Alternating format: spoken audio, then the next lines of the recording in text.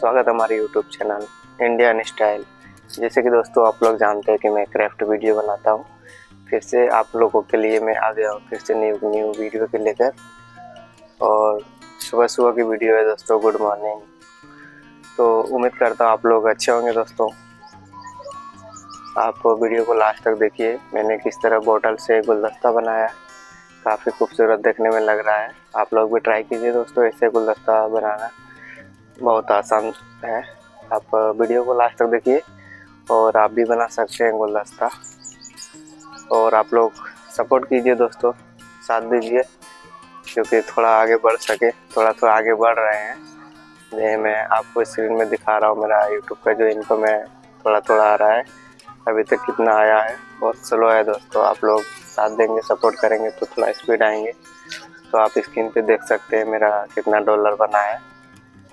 तो मिलते हैं नेक्स्ट वीडियो में दोस्तों, तब तक के लिए धन्यवाद। और चैनल को सब्सक्राइब कीजिए दोस्तों और वीडियो को लाइक कीजिए और वीडियो को बिना स्किप किए लास्ट तक देखिए। मिलते हैं नेक्स्ट वीडियो में।